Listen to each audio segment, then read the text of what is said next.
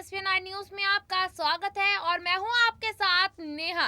उत्तर प्रदेश की सीट मैनपुरी के उपचुनाव काफी ज्यादा दिलचस्प होते जा रहे हैं, क्योंकि अभी तक यहाँ देखा जाता था कि मैनपुरी में हमेशा समाजवादी पार्टी यानी कि मुलायम सिंह यादव का दबदबा देखने को मिलता था।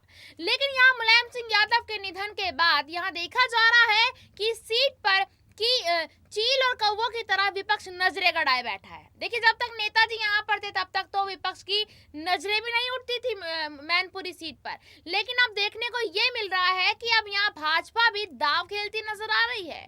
देखिए, आपको बता दें, भाजपा की तरफ से यहाँ रघुराज शाक्य के चेहरे पर दांव लगाया है और समाजवादी पार्टी की तरफ से यहाँ अखिलेश यादव की पत्नी डिंपल यादव के चेहरे पर दांव लगाया है।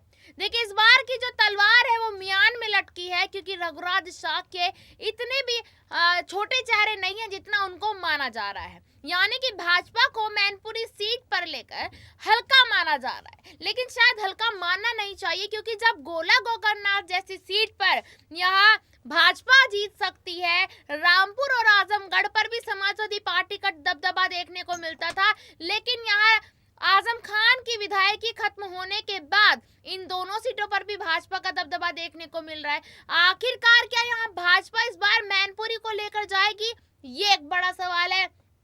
दूसरी तरफ अगर हम जिक्र करें, यहाँ पल्लवी पटेल का नाम काफी ज्यादा यहाँ चर्चा में आ रहा है। आखिर ऐसा क्या हुआ? देखिए, आपको बता दें कि पल्लवी पटेल को लेकर यहाँ ये कयास लगाए जा रहे हैं कि पल्लवी पटेल और राजा भैया मिलकर आने वाले समय में यहाँ डिंपल यादव के समर्थन में उतर सकते हैं। इसी मुद्दे पर आज हम बात करने जा रहे हैं और बात करने के लिए मेरी सहयोगी प्रियांशी मौजूद है। प्रियांशी से हम जानना चाहेंगे कि आखिरकार सबसे पहले तो पल्लवी पटेल को लेकर उनका क्या कहना है। क्या उनको ये चीज सच लगती है कि आने वाले समय में राजा भैया और पल्लवी पटेल यहाँ डिंपल यादव के समर्थन में प्रचार प्रसार करती नजर आ सकती हैं? सबसे पहले बहुत बहुत शुक्रिया नेहा आपका। और जैसा कि आपने जानकारी दी कि अपना दल की पल्लवी पटेल जो सिराथू से विधायक हैं, तो ऐसे में देखा जाए पल्लवी पटेल हाल ही में विवादों का सामना करती हुई नजर आई थी। और बीते कुछ समय जिस तरीके से यूपी के विधानसभा चुनाव हुए थे, उस दौरान जो भी मामला देखने को मिला, जिसके चलते कोर्ट ने अपने फैसले सुनाए हैं, तो ऐसे में यहाँ पर देखा जाए पल्लवी पटेल को लेकर फिलहाल तो कोई अपडेट नहीं आया, कोई खबर सामने नहीं आई है। मैनपुरी सीट पर आखिरकार उनकी क्या कुछ दावेदारी देखने को मिल सकती है, और ना ही कोई स्टेटमेंट आया है। लेकिन पल्लवी पटेल को जिताने के लिए डिंपल यादव ने कोई भी कसर बाकी नहीं छोड़ी थी। सिराथू सीट से पल्लवी पटेल उतरी थी और दूसरी तरफ बीजेपी की तरफ से केशव प्रसाद मौर्य रहे। तो केशव प्रसाद मौर्य के गढ़ में पहुंचकर उन्होंने जिस तरीके से उन्हें धूल चटा दी, उन्हें हार का सामना कराया। और उस वक्त हम सभी ने ये देखा था कि डिंपल यादव को जो आज प्रत्याशी के तौर पर उतारा गया है, उस वक्त स्टार प्रचारक के तौर पर डिंपल यादव आगे रही, उनके साथ जया बच्चन भी नजर आई थी। पल्लवी पटेल के समर्थन में जया बच्चन खुलकर समर्थन करती हुई नजर आई थी, डिंपल यादव खुलकर समर्थन करती हुई नजर आई, और नजारा ये रहा कि पल्लवी पटेल को जीत दिलाने में वह कामयाब साबित रही। स्टार प्रचारक के तौर पर काफी ज्यादा हिट हो गई डिंपल यादव। अब बात है यहाँ पर पल्लवी क्या यहाँ पर अब डिंपल के समर्थन में नजर आएंगी, तो देखना काफी ज्यादा दिलचस्प होगा। फिलहाल तो देखा जाए दूर दूर तक उनका नाम नजर नहीं आ रहा है, लेकिन जिस तरीके से डिंपल उनके समर्थन में उतरती हुई दिखाई दी, इस लिहाज से देखा जाए तो कहीं ना कहीं पल्लवी पटेल को भी अब आगे आ जाना चाहिए, क्योंकि अब महज कुछ ही दिन रह गए हैं। 5 दिसंबर के दिन मतदान होंगे मैनपुरी उपचुनाव के लिए, और 8 दिसंबर के दिन नतीजे सामने आएंगे। यहाँ पर तमाम दल आगे आते हुए नजर आ रहे हैं। जेडीयू आगे आ चुका है उनके समर्थन में, बसपा ने यहाँ पर उम्मीदवार तक नहीं उतारा है, और दूसरी तरफ भाजपा के जो यहाँ पर प्रत्याशी रहे, उनका नामांकन खारिज कर दिया गया। तो ऐसे में देखा जाए यहाँ पर तमाम ऐसे छोटे छोटे दल हैं जो डिंपल के समर्थन में उतर आए हैं, और नेताजी को श्रद्धांजलि देने का एक अलग नजरिया बताया जा रहा है। वहां की जो जनता है वह यही कह रही है कि नेताजी को श्रद्धांजलि दे रहे हैं लोग। यहाँ पर कोई चुनाव नहीं देखा जा रहा है, इन चुनाव को वह श्रद्धांजलि के तौर पर देख रहे हैं कि नेताजी को श्रद्धांजलि कैसे दी जाए। तो ऐसे में कहीं ना कहीं पल्लवी पटेल जो सपा के लिए काफी ज्यादा मायने रखती हैं, तो कहीं ना कहीं अब उनको आगे आ जाना चाहिए, जिस तरीके से बाकी के तमाम दल उनके समर्थन में आ रहे हैं। देखिए, बिल्कुल यहाँ पर प्रियांशी ने बताया कि यहाँ तमाम दल जो है वो छोटे-मोटे जो दल हैं उनके समर्थन में आ रहे। ज़ाहिर-सी बात है, देखने को मिल रहा है कि यहाँ ना तो राजा भैया ने कोई उम्मीदवार उतारा है और ना ही यहाँ तमाम पार्टियों की तरफ से कोई देखा गया है। बसपा का ज़िक्र यहाँ प्रियांशी ने किया है। देखिए, बसपा सुप्रीमो मायावती काफ़ी ज़्यादा चर्चा में है और हो भी क्यों ना। यहाँ देखा गया था कि मुलायम सिंह यादव के अंतिम संस्कार में तमाम दूर-दराज से नेता मौजूद हो गए थे। यहाँ राजनीति तो आप छोड़िए, बॉलीवुड इंडस्ट्री के लोग भी यहाँ पर शामिल हो गए थे, लेकिन मायावती नहीं शामिल हुई थी। देखिए, अगर यहाँ माना जाए कि गेस्ट हाउस कांड को लेकर मायावती इस अंतिम संस्कार में मौजूद नहीं हुई थी, तो शायद यहाँ जो मायावती है वो काफी ज्यादा इस चीज को लेकर घेरी भी गई थी। लेकिन यहाँ मुलायम सिंह यादव की जयंती वाले दिन 2 से 3 दिन पहले सुबह सुबह उन्होंने अपने ट्विटर हैंडल से एक ट्वीट किया, जिसमें वो यहाँ पर मुलायम सिंह यादव को नमन करती नजर आई, उनको श्रद्धांजलि देती नजर आई, जिसकी वजह से उनकी जो चर्चा चल रही थी वो बंद हो गई। और आपने देखा भी होगा प्रियांशी की बसपा की तरफ से वहां कोई उम्मीदवार उतरा भी नहीं है।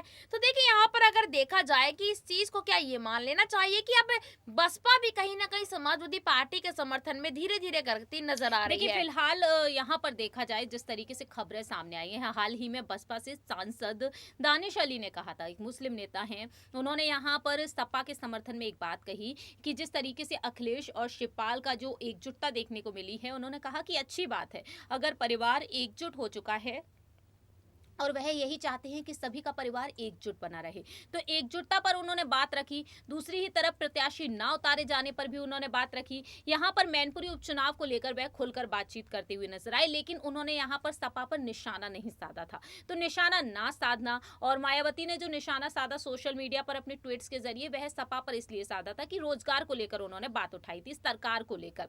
तो फिलहाल देखा जाए केंद्र सरकार पर भी उन्होंने बात उठाई, राज्य सरकार पर भी, लेकिन मायावती ने देखा जाए तो निजी तौर पर यहाँ पर कोई भी निशाना नहीं साधा है। मैनपुरी उपचुनाव को लेकर उनकी पार्टी की तरफ से कुछ कहा ही नहीं जा रहा है। हालांकि समाजवादी पार्टी से कुछ मुस्लिम नेता भी उनके खेमे में शामिल हुए, लेकिन फिर भी मायावती यहाँ पर निशाना नहीं साध रही है। मायावती का जिस तरीके से कदम यहाँ पर देखा गया, जो फैसला देखा गया, कहीं ना कहीं वह इसी वजह से देखा जा रहा है कि सपा को वह समर्थन दे रही है, चाहे उन्होंने कुछ ना कहा हो, लेकिन इसे उसी नजरिए से फिलहाल के लिए देखा जा रहा है। नेहा, आपको ये भी बता दें कि दलित वोट बैंक जो है वो मायावती का रहा, लेकिन आज उस दलित वोट बैंक को कहीं ना कहीं अखिलेश यादव संभालते हुए नजर आ रहे हैं। आपको याद दिला देते हैं, एक महिला नेता, एक दलित महिला नेता राजकुमारी रावल को उन्होंने यहाँ पर एक अहम जिम्मेदारी दी कि सपा का जो कार्यालय रहा मैनपुरी में, जो हाल ही में यहाँ पर सपा कार्यालय तैयार किया गया डिंपल यादव के लिए, उसका उद्घाटन उन्होंने एक दलित महिला नेता से कराया। और इस तरीके से यहाँ पर दलित पर भी ध्यान दे रहे हैं, दलित कोर वोट बैंक पर वह ध्यान देते हुए नजर आ रहे हैं।